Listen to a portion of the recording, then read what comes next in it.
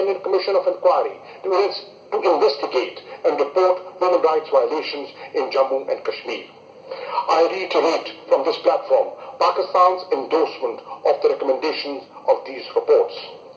We urge focused discussions on the two reports in the Human Rights Council and a unanimous decision by this House to implement their recommendations made to India, Pakistan, and foremost to the Human Rights Council.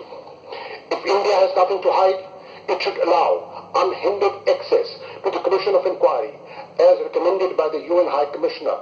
Pakistan stands ready to allow access to the proposed Commission of Inquiry or other mechanisms on our side of the line of control, together with similar access to Indian-occupied and Jammu and Kashmir. Mr. President, the Human Rights Council must pay heed to the plight of the Kashmiri people and address the warning signs of a looming catastrophe. For this, the Council should immediately take the following steps. 1. Urge India to immediately stop the use of pellet guns, end the bloodshed, lift the curfew, reverse the clampdown and communications blackout, restore fundamental freedoms and liberties, release political prisoners, stop targeting human rights defenders, and fulfill obligations under the United Nations Security Council resolutions and various human rights instruments as required by international law. India's draconian emergency laws in occupied Jammu and Kashmir cannot be allowed to stand. 2. Take these steps to bring justice to the perpetrators of human rights violations of the innocent Kashmiri people, and in this context constitute a commission of inquiry as recommended by the Office of the UN High Commissioner for Human Rights. 3. Authorize the Office of the High Commissioner and the Human Rights Council special procedures mandate holders to monitor and report on India's human rights violations in Indian-occupied Jammu and Kashmir and regularly update this council. And fourthly, call upon India to allow unhindered access to human rights organizations and international media to the Indian-occupied Jammu and Kashmir.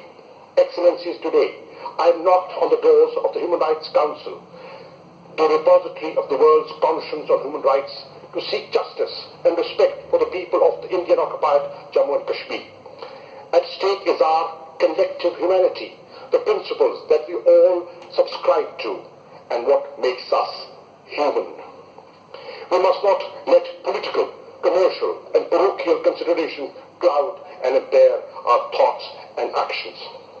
We must not allow this august body to be embarrassed on the world stage.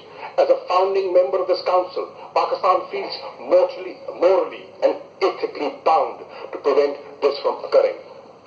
But to do so, we must not remain indifferent to the tragedy that is unfolding before our eyes. We must act decisively and with conviction. Distinguished delegates, let us not forget that history is replete with failed, barbaric campaigns to wage demographic wars to change facts on the ground.